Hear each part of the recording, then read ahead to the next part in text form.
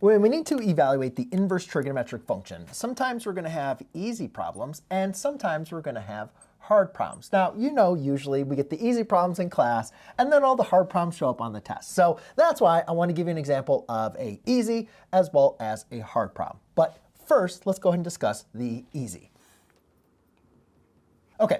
So in this case, we have the tan inverse of 1. Now, to even make this an easy one, you still need to understand what is it you are trying to find. So let's just do a quick little review of trigonometric functions and what exactly we're looking for. So if I was to say like the tangent of an angle, there's a couple different definitions we look for the tangent of an angle. If you think of right triangles, you think of opposite over hypotenuse. But when we look on the unit circle, what we're looking for is the ratio of the y-coordinate over the x-coordinate of points that lie on the unit circle. Now we're taking the tangent inverse. Basically what we're looking for is the tangent inverse of this y over x is going to give us the angle, right? This is our inverse function. There's a way for undoing this function, so therefore we can be able to find the angle because the tangent is of the angle, tangent of theta. So in this case, if we want to find theta, we need to take the tangent inverse of this ratio. Now, where do we get these ratios of that's going to give us 1? So that is going to come from the unit circle. And if you forgot the points on the unit circle,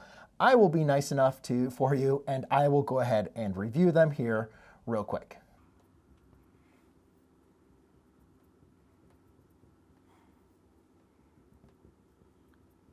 Now, obviously, ladies and gentlemen, this is just going to be the first quadrant, but that is all the information we need to be able to answer this question. Because again, what we're looking for is which of these ratios, when is it when we take the y-coordinate over the x-coordinate, are we going to get the value of 1? Well, obviously 0 over 1 is just going to 0.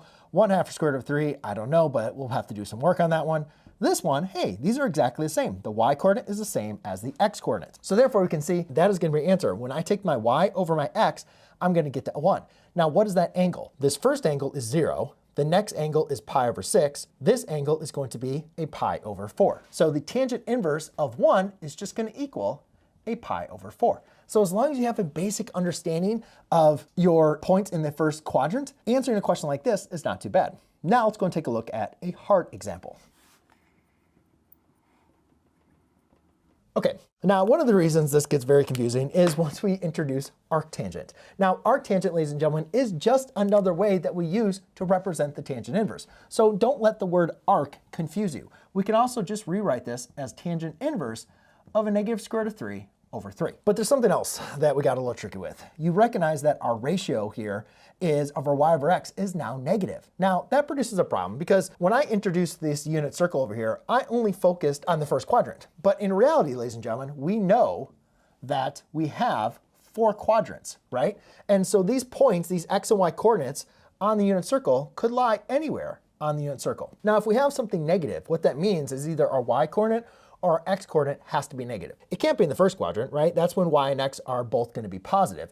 And it can't be in the third quadrant because that's when y and x are going to be negative. So it either has to be in this second quadrant, which is negative, positive, or it has to be in this fourth quadrant, which is going to be a positive, negative. But the problem is it can't be in both, right? Because if I say the tangent inverse of the y-coordinate over the x-coordinate, and I can't say there's 2 answers, then the tangent inverse function wouldn't be a function at all, right? So we have to rely on some kind of restrictions. We have to understand, well, how are we going to know the answer? How does a calculator know the answer is in this quadrant and not the one in this quadrant? Because again, we're dealing with the same numbers, right? All the unit circle is just these values reflected about the y-axis, reflected about the x-axis, and reflected back over. So we're going to get the exact same ratio here of negative square root of 3 over 2 for 2 different points. We need to be able to identify, well, which is the correct point? Which is the correct restriction? Now, you might remember the restrictions, but if you don't remember the restrictions, let's do a quick little review on memory lane of why we have the restrictions. So if you think about the tangent function, it looks something like this. Now, it keeps on repeating. And right?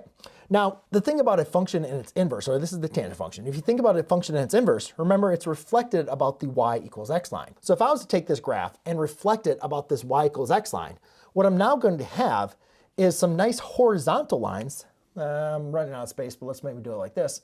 I'm now going to have some nice horizontal lines that are going to look like this. And therefore, it's no longer going to pass the vertical line test. So what we're going to do is we're going to restrict our function to only be between the values of our first 2 asymptotes. And if you look at these first two asymptotes, this first asymptote occurs at pi halves, and this asymptote occurs at negative pi halves. So that comes into our restriction of our unit circle. We are only going to look for values or angles that are going to satisfy our tangent inverse, our ratio of in the first as well as in the fourth quadrant. So since we know our ratio is not going to work here in the first quadrant, we know we have to look now for the fourth quadrant. That means our angle is going to be down here. But again, we can still focus with our understanding of, well, what angle in the first quadrant is going to give us our ratio of negative square root of 3 over 3? We know y over x, 0 over 1, is not going to work. What about the next angle, which is pi over 6? So I take a 1/2, which would be my y coordinate, over my x coordinate, square root of 3 over 2. Now I can get rid of the 2's by multiplying by 2 on the top and bottom. That's going to leave me with a 1 over square root of 3. Now I can rationalize the denominator, square root of 3 over square root of 3, and that equals square root of 3 over 3. Voila. But again, that was for my point that's in the first quadrant. If I want to find out what is that point in the fourth quadrant, I need to look at a reflection. If I reflect this down, if this is pi over 6 in the positive direction, then this angle is going to be a negative pi over 6, right? Because we need to go in the negative direction. So tangent inverse of negative square root of 3 over 3 is just going to equal a negative pi over 6.